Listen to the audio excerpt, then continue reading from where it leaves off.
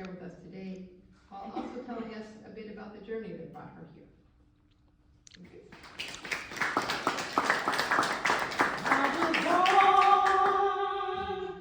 By the river in a little tent, oh, and just like the river I've been running ever since.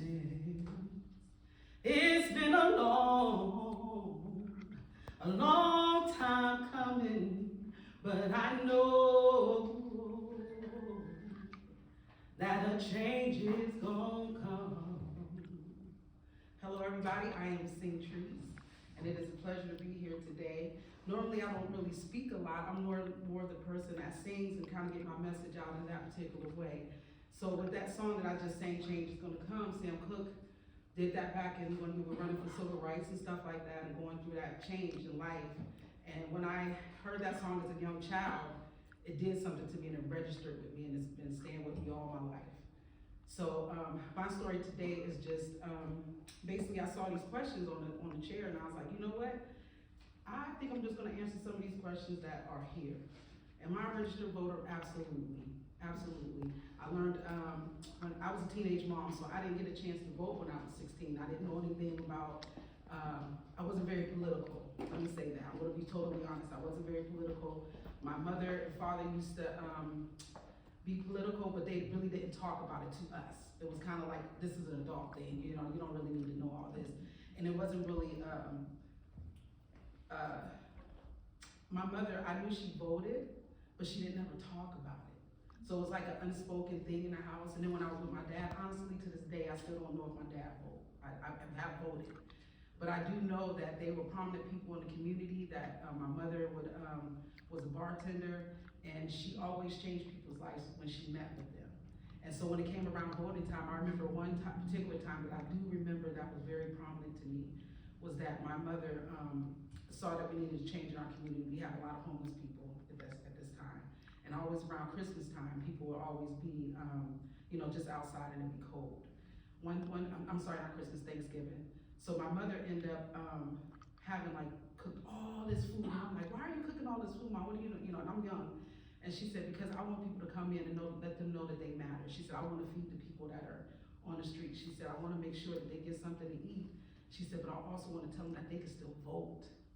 And that was the first time that really registered to me about my mom and voting. And it was like, so what is this voting thing? I'm gonna take you back to Reagan.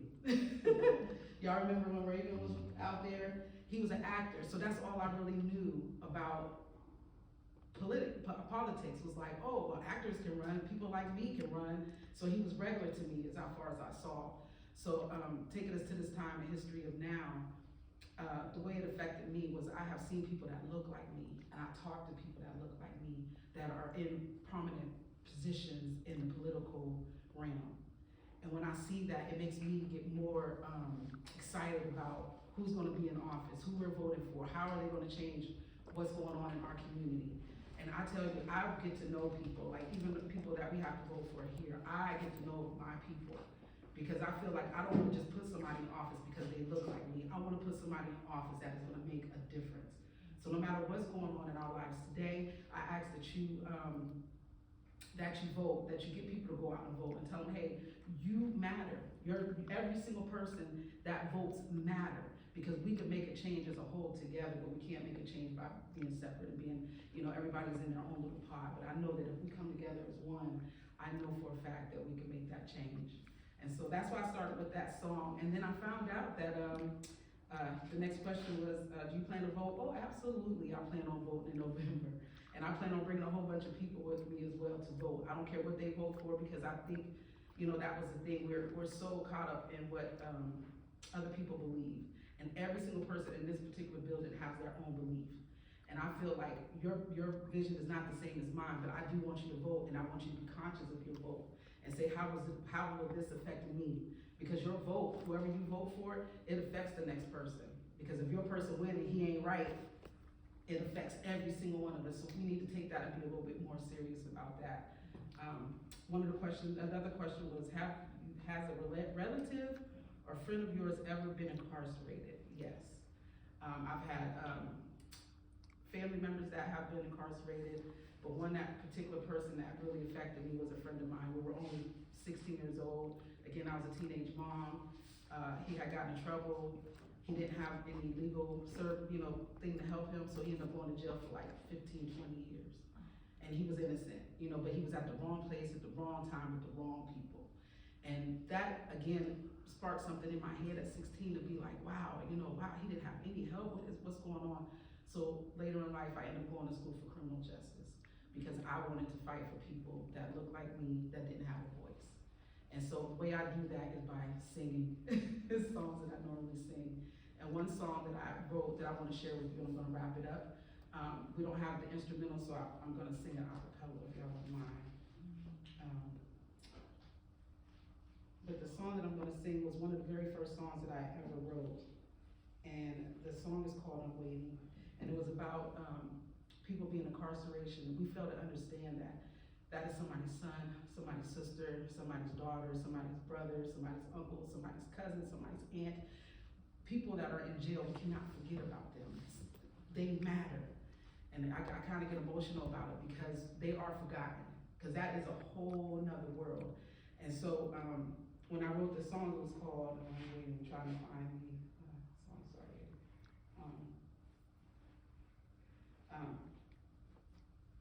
So when I wrote it, I was thinking of from a standpoint of a wife, a mother, a friend, being like, wow, you get that one phone call that just changes your whole entire life. So I'm going to just sing a little bit of it if you don't mind. They took you one night to a place dark and cold. They said one call is all you get, but you chose to call me and let me know you're safe. Now you're doing 6 to 8, but baby, I'll wait. I'm waiting for you to come home to me. I'm waiting for you to come home to me. You wrote, you called, but didn't sound the same. Seems like you're breaking down and your head's going round, thinking I'm making a fool of you. But that's not the case. I don't want to see your face, not through a glass of shame and disgrace. You were framed by the same boys you claim hated the game. That's not in the rules, that's foul play. They use your name to cover the blame. That's why I'm waiting for you to come home to me. I'm waiting for you to come home to me. Can't they see what you mean to me? I'm going crazy out here on my own. No job and no friends. It was just you and me till the end. I refuse to let them see me break. I'd rather act like everything is okay, 'cause I'm gonna wait for you till the end. 'Cause you're my baby,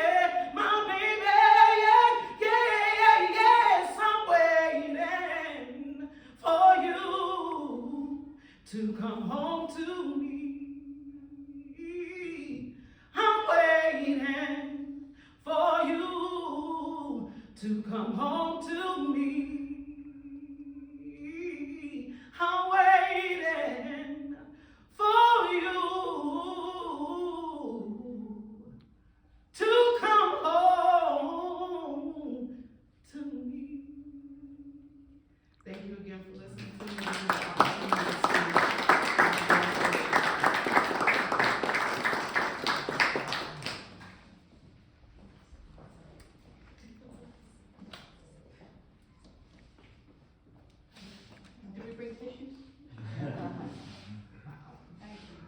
so much for coming, SingTrece. You know Good you luck have with to your- leave. Yeah, sorry. You squeezed us in. Right. You can't come on. Yes. And we have speakers up there. We can't hear when they're here. Oh, what's it? I don't mean singing, I mean speaking. Oh, okay. Well, yeah, maybe we can get it closer. Yeah. People can, yeah. Back in the back. Is this better if I'm this close to the microphone? Yeah. Okay. All right, we can tell people to get closer or hold it. All right, our next speaker is Ken Clarke. And Ken Clarke Sr. is the director of the Tompkins County Office of Human Rights.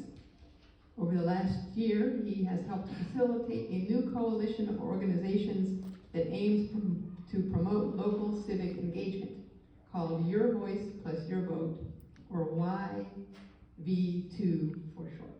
Over there. He has worked closely with the Tompkins County League of Women Voters, a co-sponsoring group of YV2. Ken is the past director of Cornell United Religious Work and a past director of the Center for Ethics and Religious Affairs at Penn State. He was also an instructor in African and African American studies during his Penn State years. An ordained minister, Ken's work has been engaged at the intersections of faith, social justice, human rights, immigration, and civic engagement.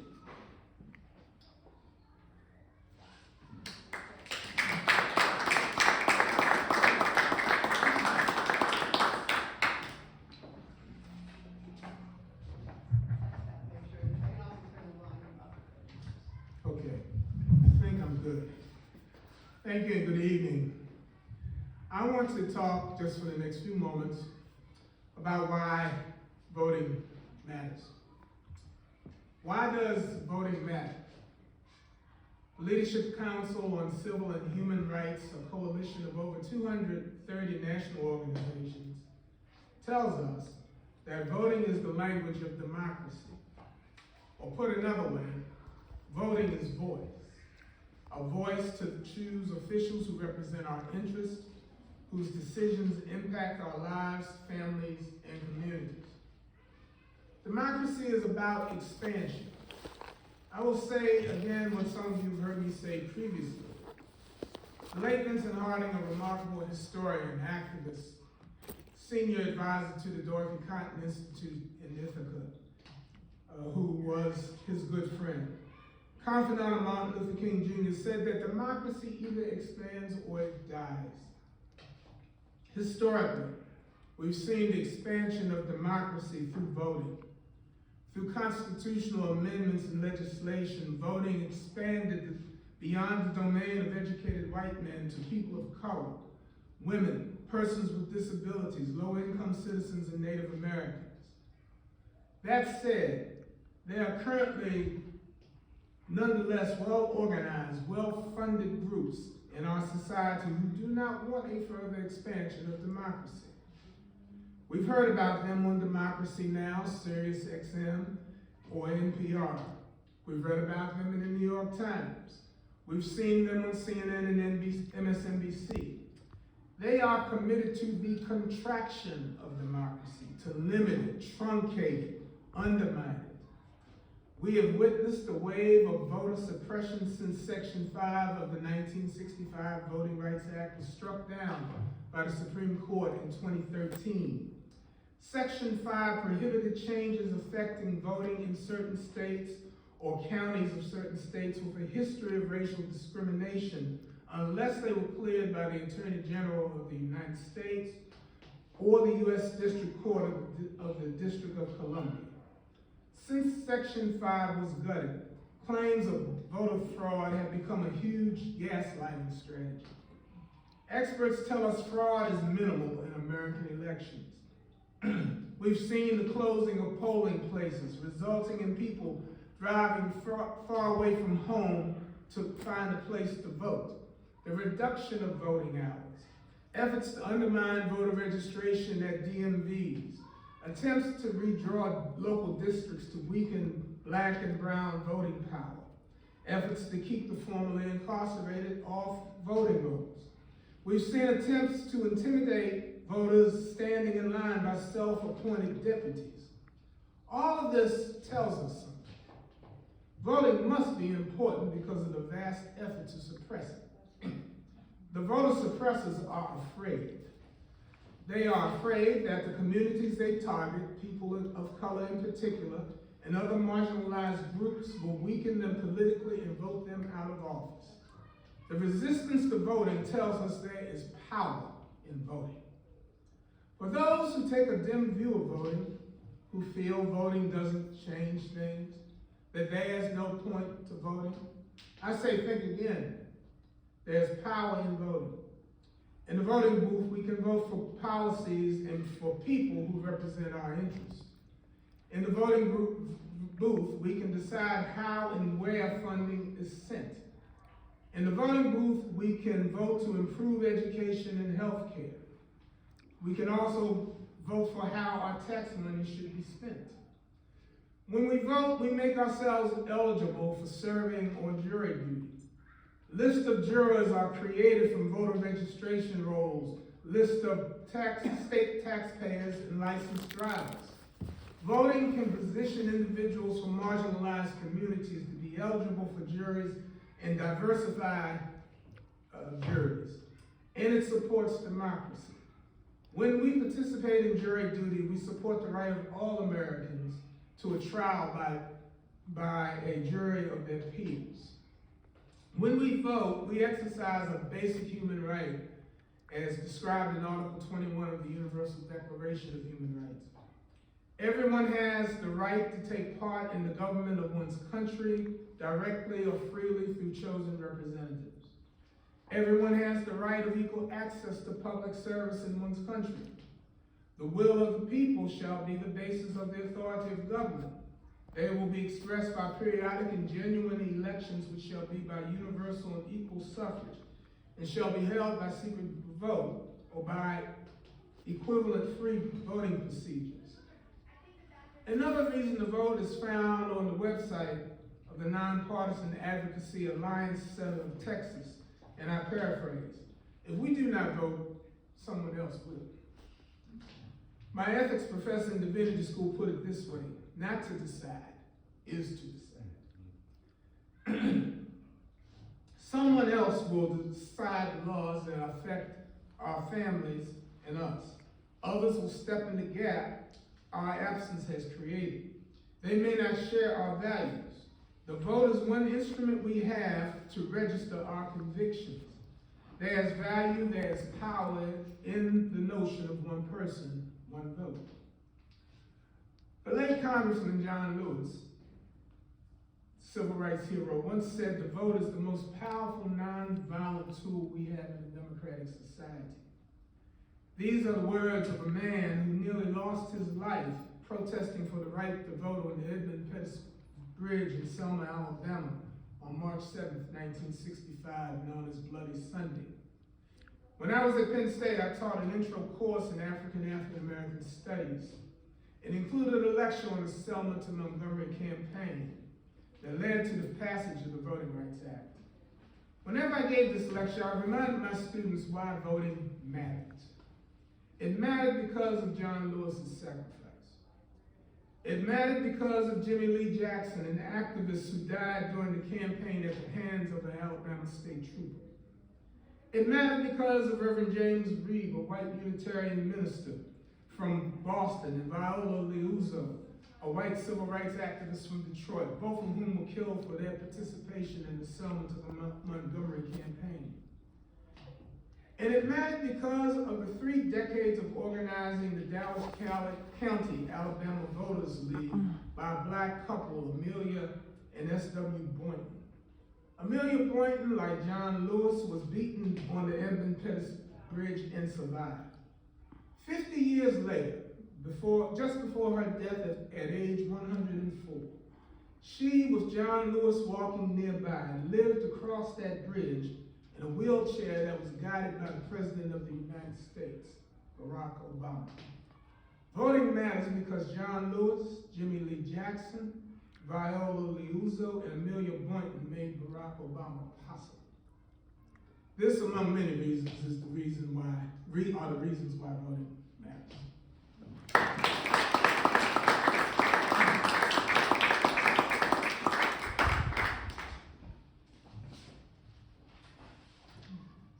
Thank you very much for that. The history lessons. We can all hear again and again. Our third speaker is Frederick, a senior at Cornell from Richmond, Virginia, studying government. On campus, he serves as the vice president of his fraternity, Alpha Phi Alpha, which is the first intercollegiate fraternity for Black men. Outside of his chapter, he is heavily involved with political advocacy and local government work. Currently, he interns for the U.S. Conference of Mayors, a DC-based nonprofit that works to improve the conditions of cities across the country and to assist mayors in their leadership. Upon graduating this spring, Marquand hopes to return to Richmond to earn his master's in public administration before ultimately pursuing a career in public service. Thank you, Marquand.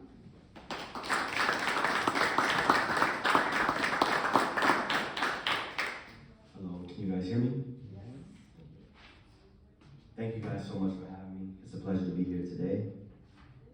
I wouldn't be Gen Z if I didn't have my phone. I'm not gonna lead off of this. Okay. Before I begin, I ask that you guys close your eyes for a second so that we can reflect on something.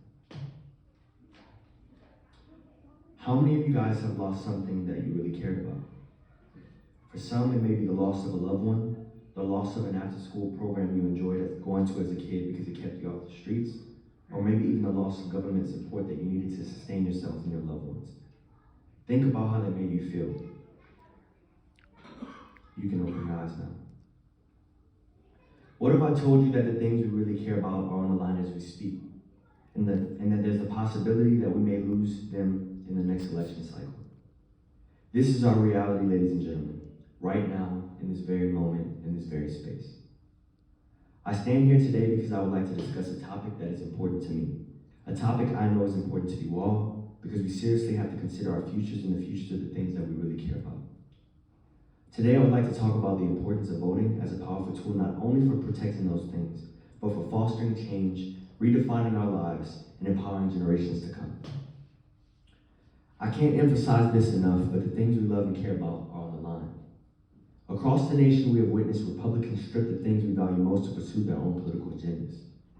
Access to affordable health care and safe neighborhoods for those who care for the most. Access for livable wages so that we can put food on the table for our loved ones.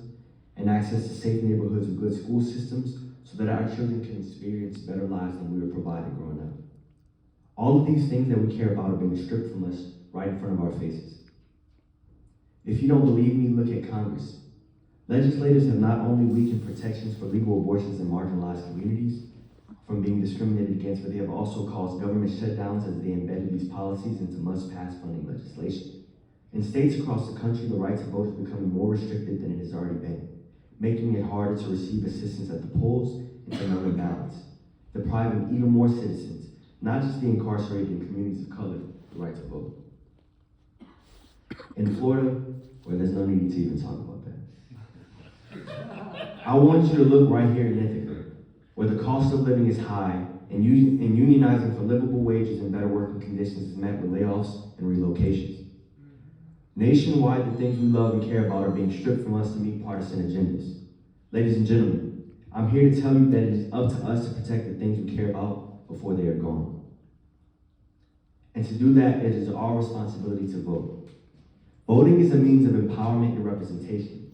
It is a way for us to break the chains of systemic oppression, to challenge policies that perpetuate racial disparities, and to elect leaders who genuinely understand our struggles. Through voting, we have the power to choose representatives who can enact change from the inside, individuals who will advocate for criminal justice reform, equitable education, and economic opportunities. For those who have experienced the system, I understand that the path to reintegration can be tough. But the right to vote is one of the most potent tools for rebuilding your life, and legislators realize this too. That is why they stripped it away from us. By participating in the electoral process, we redefine our identity. Furthermore, we are given the space to tackle the conditions that lead to crime and incarceration. In fact, voting gives us the opportunity to advocate for policies that focus on rehabilitation, education, and support for individuals re-entering society, allowing us to work towards dismantling systems of oppression and investing in our youth, creating a brighter future for them and for us. So let's not forget about the power of our collective vote. As a community, we have the potential to be a formidable force, a voice that cannot be ignored. When we come together and vote, we can bring about the change we desperately need in areas like criminal justice, healthcare, affordable housing, and economic development in our communities. It's crucial to recognize that our challenges and concerns don't exist in a vacuum. Issues like racial discrimination, job opportunities, access to quality education, and healthcare disparities are interconnected. Voting is a way to address these issues at their roots and to ensure a better future for ourselves and the generations that follow. Now, I understand that some of you may feel skeptical about the political process given the injustices many of us have faced. I know I felt skeptical myself, doubtful that my voice even mattered or that it would have an impact on the outcome of an election. I came here to tell you that your voice not only matters, but that it matters more than ever right now, in this very moment. Consider the 2016 election and its impact on the Supreme Court. Conservative justices were given lifetime appointments to dictate our lives, taking away the federal protections put into place to make reproductive decisions and to have access to elite institutions. We are at a point in time where the things we love and care about most are on the line. Our vote not only influences who we elect, but the people that they appoint in our city, in our state, across the country, and around the world. So to all the people who look like me or can relate to me in some way right now, I want you to know that our generation holds immense power in shaping the future of our nation. To my brothers and sisters, our ancestors fought tirelessly for this right. The struggles of the civil rights movement and the sacrifices made by those who came before should not be in vain. When we vote, we honor their legacy and keep the flame of justice burning. We must recognize that the power to influence change begins with a single vote, and it is our responsibility to wield that power. And to my young people, we have fresh perspectives and innovative ideas that can drive progress in our country. Our lived experiences are different from those of older generations, and this diversity of thought is essential for creating policies that address the unique challenges and aspirations of our generation. By voting, we ensure that our voices are heard and that policies align with our future, with our vision for a better future. I encourage you all to vote like our lives depend on it, because truly, our livelihoods do. We all know what it feels like fighting for things we care about. It feels as if change occurs slower than we want it to. But I want to emphasize that change will not occur at all without our participation. Great change does not happen because of sheer generosity and altruism from those in power. Change is the result of a response to a call so loud that it cannot be denied. A call so loud that action must follow. We've been calling, it's time that we make them hear us. And our greatest tool of amplification for that call is our vote. It's your vote. So, in closing, I want you guys to repeat a couple of things for me. Our voices are powerful. Our experiences are valid. Our future is worth fighting for. Voting is not just a civic duty. It is a statement of our resilience and our commitment to shaping a better tomorrow and protecting the things we love and care about. I urge you to embrace your right to vote. In doing so, we can become the architects of our own destiny, breaking down the barriers that have held us back for far too long. Our voice matters, our vote matters, and together we can create a brighter future for ourselves, our families, and our communities. Now is not the time to be on the fence. The things we really care about are on the line, so we must be on the front lines in this fight to protect the things we love. The choice is yours. Thank you.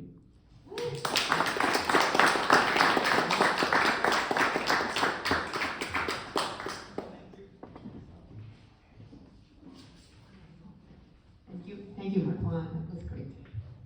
Our last speaker is Willie Owens. And Willie spent over 17 years in prison for a nonviolent crime.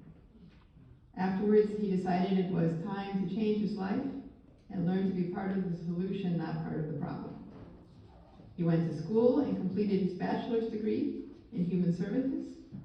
Then he and a friend started a nonprofit organization called Program of Peace in Chemung County, where they provide mentoring for children as well as help for people returning to society from jail and prison. Willie then decided to run for a position on the state committee for one of New York's political parties, which we can't talk about because this is nonpartisan. But he won his race, even though many people thought a black man wouldn't be able to win in Chemung County. Willie now works as a vocational instructor at McCormick Center and recently bought a 3.5-acre park where he wants to organize sporting events and other activities for his community. And he's here to tell us about his.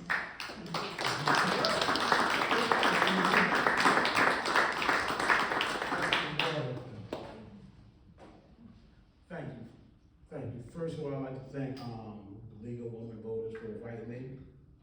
I definitely appreciate it. Thank you, Emily. Oh, I didn't write nothing to say. I just like speaking because I think it's more pure to me. My name was 00B1750.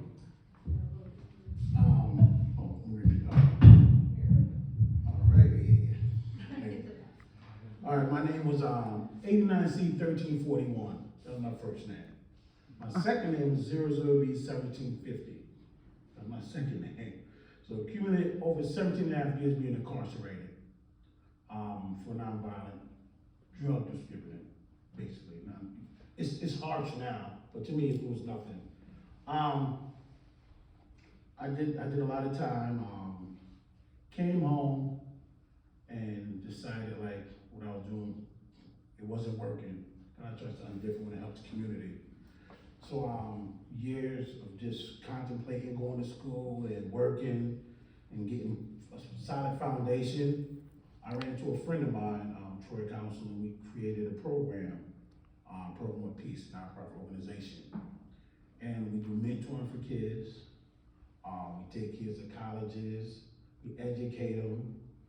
We just mold them to be greater people so they don't follow behind the path we took in life. Then later on, after years of our program being very successful and still going, I ran into another lady, Deborah Lynch. She said, you know something, Willie? You need to run for office because everybody knows you. I said, Dad, I'm a felon. I'm a felon. They don't pick people with felons and African Americans. I said, no, I'm telling you, do what you know, do it. It's a long story short, I ran and I won. And so I'm the first black person in my position, the state committee of New York for my region, the first black. So that was something great to inspire other people of color to go for it. Dreams do come true. That wasn't my dream. I'm still dreaming. So later on, doing my politician stuff, doing my program, working full-time still, married to my beautiful wife, Rendy, who motivated me a lot and encouraged me to keep going, but trying to encourage me to slow down some too. But an opportunity came across, there was a park for sale, so I went to, the city and I purchased the park. And with this park, I want to start doing Special Olympics for people with handicap who don't get the awareness and the attention that they need. Football for kids, soccer, kickball for adults as well. So that's what I'm doing now. But what I'm saying all this to say this, when I was incarcerated, the last thing that ever was on my mind was voting. And better yet, learning about Congress, mayors, councilmen, senators. That was the least thing till I got involved. And voting's so important. We didn't have the right to vote. People of color, and women neither. We didn't have a right to vote. So when the opportunity comes for us to get in a position to vote, we have to vote. And people said, I only vote for the president. That's all right. I think it's more important to vote for our local heroes, our local people who want to make a change. People, the legislation in our area, everybody who can make a difference in our community to make it right for our children. Because now, what's going on now, our kids it's terrible. The drugs, the crimes, the disrespect for adults. Kids don't respect adults no more. So I think voting is so vital that we need to get involved and vote so our word can be heard and we can put people in the office who want to make a change for our community. I think that we have to be very vigilant in educating our children, and educating our peers, educating our friends on the importance of voting, and giving them the history. Like this, what's your name again, sir? Ken. Mr. Ken, how he expressed, we need to know the history, where they came from to know where we're going at. Who gave their lives, sacrifice to be in position to vote. That is so important. We have people here a little older than me who still paving the way and trying to make a difference. I think it's time for us to take the torch and carry that lesson on now for voting. I think as a people, men, women, black, white, all races, that we unite and put people in offices who need to be in office, because what's going on in our community and our country, it's terrible right now. We need people in position to change it, change that narrative. I don't want to get the red flag. What's she have? I don't see the red side. But please, again, please vote, man. It's so important, man. And I'm blessed to be in a position to be a felon and get out and have the opportunity to vote and to pursue my vision to make our community safe. And through people where I vote for, they put me in a position where I don't have no felony no more. So we need people to make a change. Because when people in office put me in a position where I don't have no more felonies. So I'm cleared. So I have a free start to start all over. So it's important for me to spread that word and educate our people. Again, thank you. I appreciate everybody for having me come. God bless.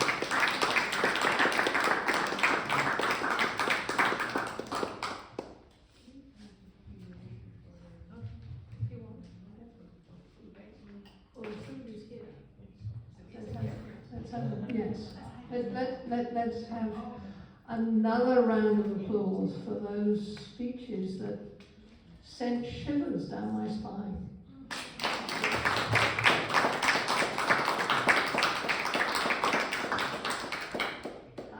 I can't believe that anybody doesn't go and register to vote.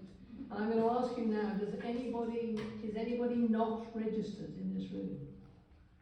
Who are you gonna help? Well, you don't need this table, except there's lots of information about who you can vote for. And I can show you that later. Now, we were hoping at some point to have just questions and answers with our speakers, but the pizza is here and we can eat it warm now, or you can get yourself something to eat and then we can talk to our speakers. Q&A. And have questions and answers. So, do you want to have questions and answers immediately, or do you want something to eat and then questions and answers? Put your hands up. What? Eat first. Eat first. Eat first. All right, we're going to grab something to eat, and then we'll call you to order, and you can come back and ask questions. And they'll be very informal questions. So, okay, food is behind you.